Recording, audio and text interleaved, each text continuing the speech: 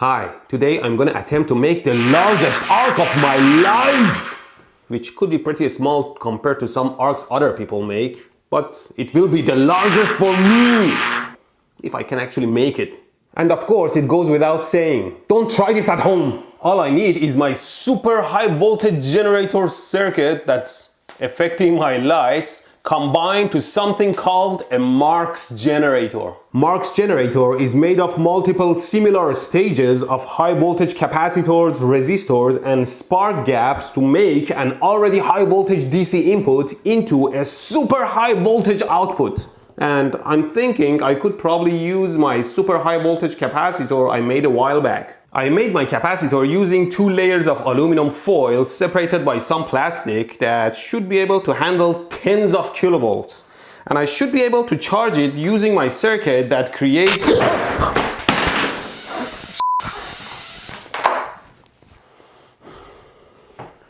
Clearly I haven't learned my lesson. Damn it. Burn my skin too. Handling high voltage is very dangerous and can easily kill you if you don't have a horseshoe up your butt. Maybe that's why I can't sit comfortably. Don't hold high voltage output while holding the ground. All your muscles will contract. It feels like you're hit by a truck. Be disconnected from everywhere, and if you have to, touch the circuit with only one hand. Anyway, let me see if I can use my rectified voltage to charge my huge capacitor. It should just take a moment. What the I managed to kill my self-made capacitor.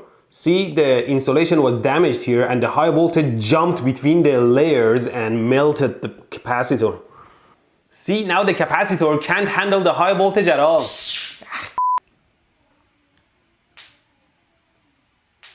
What is that? Yay!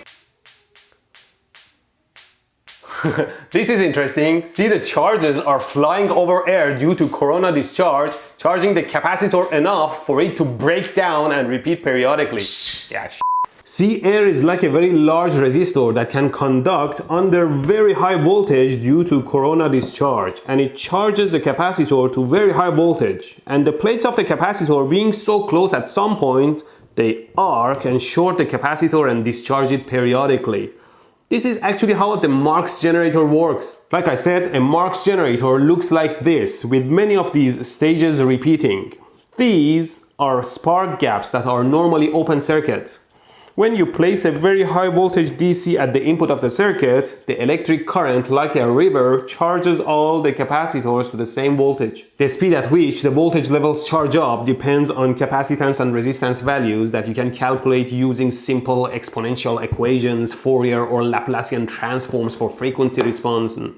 What, you don't know them? Then head on to my sponsor, Brilliant. At Brilliant, you can easily brush up on your math, science, or computer knowledge by taking the courses you need among a ton of interactive courses. Like the stuff you need to understand electronics better. Why are you wasting your life for then? Get 20% off of your annual premium membership at brilliant.org/electroboom and learn a ton of professional knowledge in very fun and simple ways.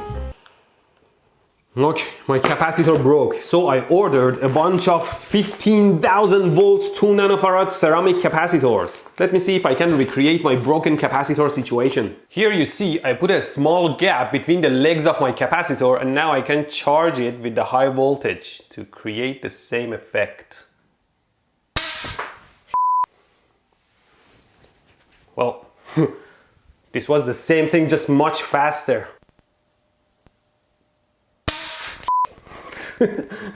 I guess I can increase the gap between the legs so that the capacitor can charge to a higher voltage. Let me turn off the supply first.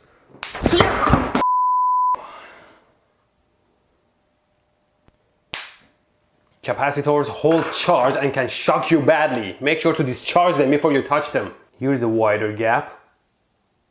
It's not jumping anymore.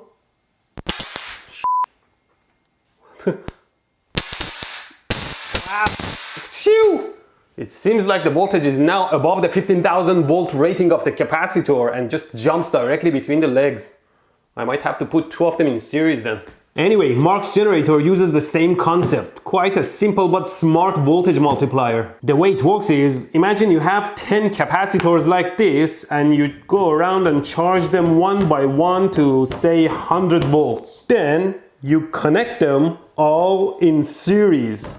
Now if you measure between the end and the beginning, you will have 10 times 100 or 1000 volts across it. And that's what the Marx generator does. You have these high voltage capacitors, say 1 nanofarad, initially parallel to each other through a bunch of resistors of 1 mega ohm. When you turn on the supply, the current flows and charges all these capacitors ideally to the same high voltage. Now all you need to do is to put all these capacitors in series to get a massive voltage. What Marx generator also has are these spark gaps connected from the end of one capacitor to the input of the next and so on. And these spark gaps are basically switches. When the voltage across them, which is also the capacitor voltage, is low, they are open circuit. When the capacitors charge to a voltage level higher than the breakdown of the spark gap, a low resistance arc jumps across the, say, first spark gap, shorting these 2 points, putting these 2 capacitors in series, if you ignore the very large resistors. The first arc jumping triggers all the other spark gaps and all the capacitors fall in series. All of a sudden, you have a huge sum of voltage that can arc across a much longer distance to ground. When I saw this potential, I said, "It's for me?" After the discharge, all the capacitor voltages drop and the spark gaps open circuit and the cycle continues. Anyway, in addition to my high voltage capacitors, I bought some high power large 1 mega ohm resistors. Not for their power though, just that the resistor legs have to be spaced far enough. Otherwise the high voltage will arc across the resistor, which we don't want. Let's put them together.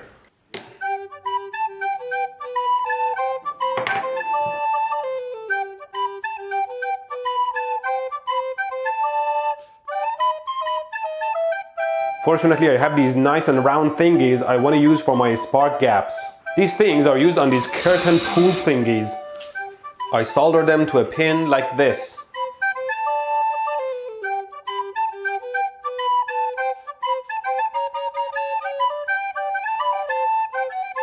Here's my Marx generator ready to run. This is the output of the circuit and that's the ground, and hopefully there will be huge arcs between them when I turn on my power supply.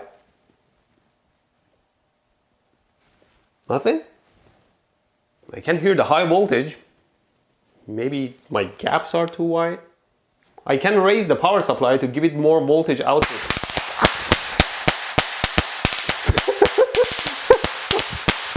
What's going on? Did you see that? The voltage was so high, the arcs, instead of jumping at the output, they were jumping across the resistors. Maybe I have to make my gaps shorter so the voltage drops, or maybe this gap shorter. Let's see.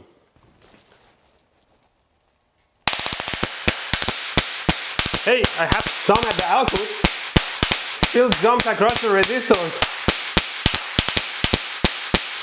I think I have to make my gaps shorter. I made my gaps shorter now.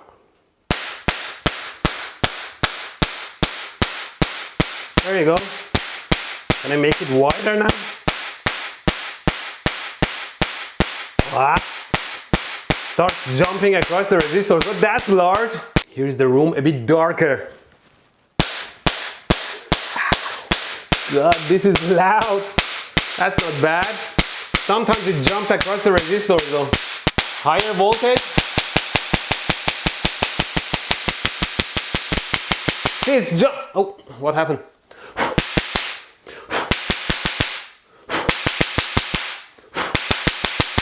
Starting to continuously arc.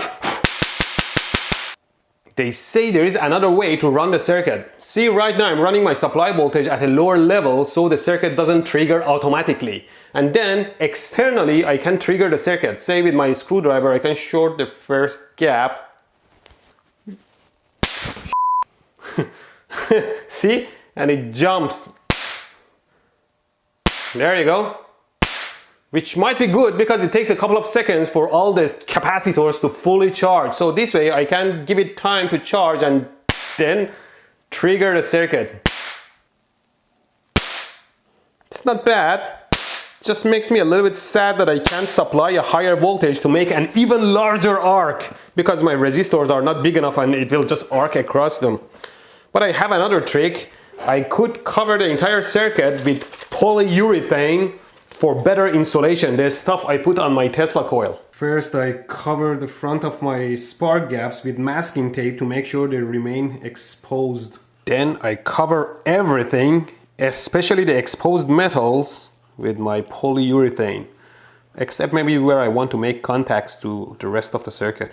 I put 5 coats on, but doesn't look like much. Hopefully it insulates enough. I also want to mount it on a plexiglass so I can hold it vertically.